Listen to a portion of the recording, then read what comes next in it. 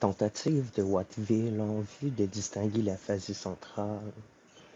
Me sentant passablement isolé en proclamant que la dignité psychique particulière qui est attribuée au centre du langage devrait se trahir d'une quelconque façon dans la clinique des troubles du langage, je ne manquerai pas de citer Watteville qui, dans un travail bref mais très substantiel, a émis des idées fort semblables. Cet auteur dit: nous considérons donc ces centres comme des endroits de dépôt dans lesquels sont conservées les différentes images mnésiques, motrices et sensorielles.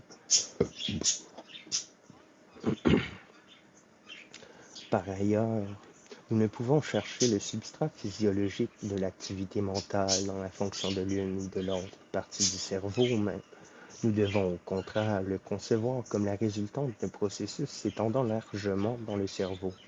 Sur la base de ces deux suppositions préalables, il s'ensuit que des lésions dont la symptomatologie ne révèle aucune différence importante se comporteront cependant de façon fort différente selon leur signification psychique.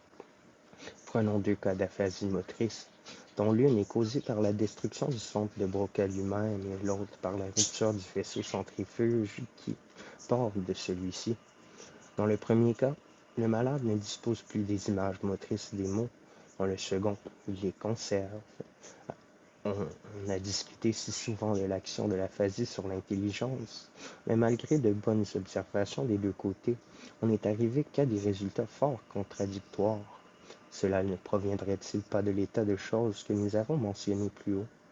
Il nous semble légitime d'affirmer qu'un malade doit être atteint de déficit intellectuel en cas de lésion centrale du langage, alors que ceci ne peut être le cas quand il y a une lésion des voies de conduction.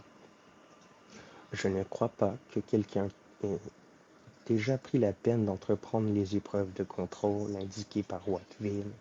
J'ai l'impression que ne puisse être mis en évidence le lien attendu entre un déficit intellectuel plus fort et une aphasie centrale, au contraire d'une aphasie de conduction.